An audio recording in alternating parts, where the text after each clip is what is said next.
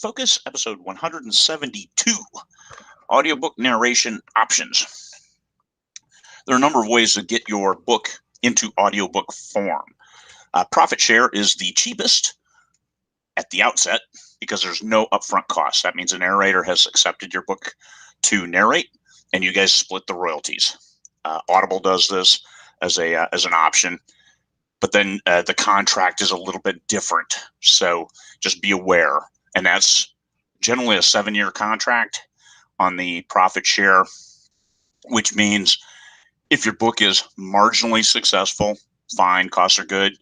But if your book is wildly successful, then you may have grossly overpaid your narrator. This is what your narrator is betting, but it also helps the narrator have a little skin in the game, and they push the book as well as you do. But also, newer narrators are the ones who pick this, and they generally don't have a following. You can't get an established narrator for a profit share usually. Sometimes they'll accept a partial cost, like, hey, here's 30%, and then they'll take a 25% cut on a profit share, things like that. Those are different. You can always negotiate. The standard is per finished hour.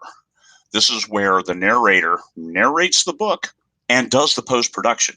This is what I always get because it's easy, and Craig likes easy. He likes that easy button. If you get recording and not post-production, well, then you need to figure in your post-production costs for somebody who can do it and do it right. Amazon, most audiobook places have exacting standards for how you have to upload and what that audio needs to look like in order to upload. There's also the SAG-AFTRA, the Screen Actors Guild members. These are real voice actors, real actors. I saw a book, Yuda had his book translated, narrated by Nathan Fillion. For Pete's sake, it did really well. And this was in between gigs. 2020 was a great year to hire established actors as narrators because they were out of work, and all work is good work, right? So that's a different thing. Now, SAG, Screen Actors Guild, the minimum PFH is $250, $275, something like that per finished hour.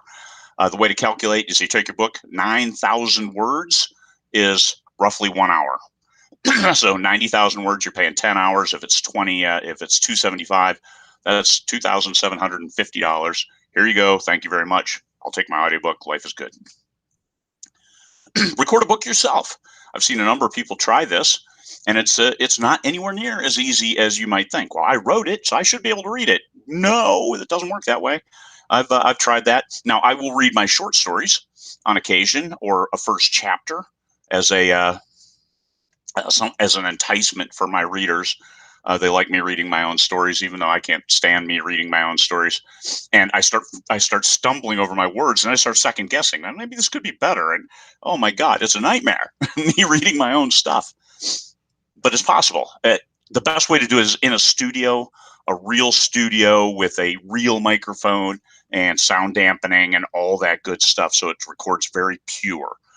That's not me. I've got a headset, and it's good enough. I don't have a Yeti blue microphone and special lights. I've got this funky light over here. There, that's just over top my computer. Yeah, that's me. Don't do it like me. Do it like somebody who matters. Now, selling to a third party, Tantor, Dreamscape, Podium, Blackstone. There's a number of other audiobook producers that will turn your book into an audiobook. Generally, the book needs to be kind of successful, so they can say, yes, we think we'll get our money back on this. They may even pay you in advance, a decent advance, and then they'll turn your book into an audiobook. Sometimes you have a choice of narrator, sometimes you don't. I've had contracts, I've had both sides of contracts. And sometimes you get a wish list for narrators that you can ask for. Hey, let's push this. And then those are okay. Those are okay. You get a little bit of an advance. And now you take a big hit on your royalty share, but it's effortless. Once again, easy button, especially if audiobooks are not a major source of your revenue. But if they turn out to be that way, then you'll probably want more control. And then final is direct. BookFunnel. BookFunnel is the gouge. I love Damon Courtney and the whole BookFunnel team. They have now made audiobooks really easy. So anything less than 90 minutes, you could put up there for free. And I do have that. I have an audiobook magnet for my audio list. That's 90 minutes. It's a short, 10,000 word short story. And it's up there and you can get it for free. Join my audio list. And then I'm planning on putting a leadership book, Leader Within.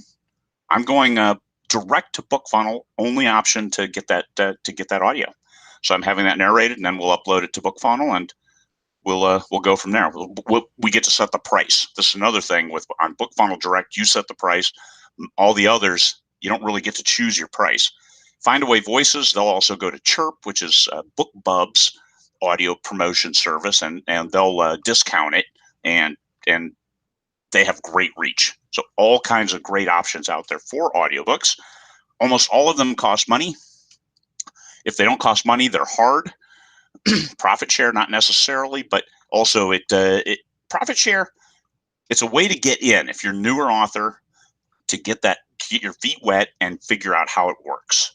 And also an opportunity for a new narrator to start getting their name out there and hopefully do a great job on the book. It all depends. Listeners are discriminating. They will pick the best books, regardless of whether the author's a big name or not. Some author big names, R.C. Bray, he dominates because he does a great job. And he has his own following. So there you go. Today's 7-minute focus on audiobook narration options. Hopefully some of that helped.